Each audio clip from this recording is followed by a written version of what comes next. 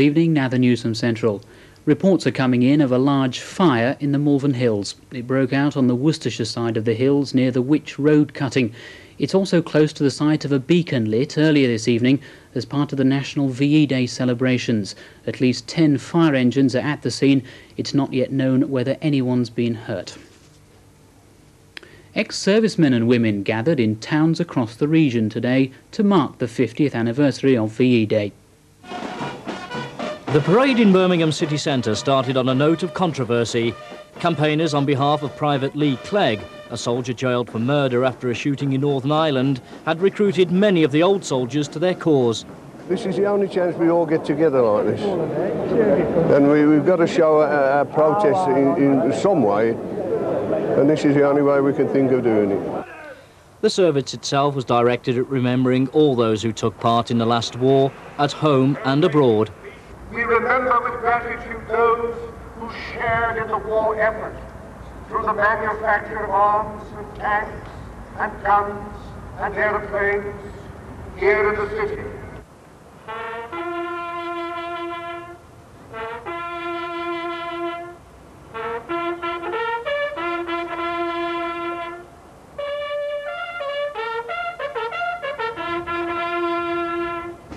The parade was the curtain raiser on a day of celebration throughout the city.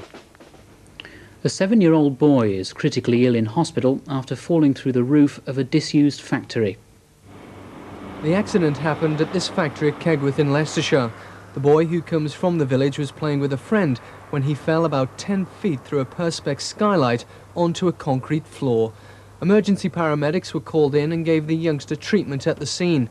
Police have issued a warning to parents. I'd like to appeal to parents. I appreciate they cannot be on the tails of their children 24 hours a day, but if they can, bring to their attention the dangers that can come from them being adventurous, going up onto roofs or trees or to any height, the tragic consequences in falling, and now we've got this young boy in a very poorly condition at the Queen's Medical Hospital.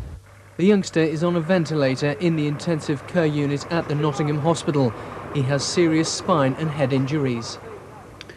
And finally, a couple from Birmingham have had more reason to celebrate VE Day than most. Today is also their golden wedding anniversary. You'd expect a man called John F. Kennedy and his fiancée to have a sense of history in picking their wedding day, but when John and Pat from West Heath chose theirs, they'd no idea just how momentous May the 8th, 1945 would prove to be. Even as she walked down the aisle, Pat didn't know the war was over. We decided to get married before I went overseas, and when we did get married in the church, we didn't realise it was VE Day until after we came out of the church. And we seen crowds in the streets celebrating and whatnot. I thought, well, my new husband won't have to go and fight, and there's going to be peace, and couldn't be a better way to start a marriage. 5 children, 12 grandchildren and 2 great-grandchildren have come along in the intervening 50 years, but some things haven't changed. John was in the Navy, Pat in a naffy when they met, and she's still waiting on him, if not quite hand and foot. He's still got me in the canteen. Except for in the morning, she still has to have a cup of tea in bed. And that's it. The weather's coming up next. We're back bright and early tomorrow morning at 6:15, but for now, a very good night to you.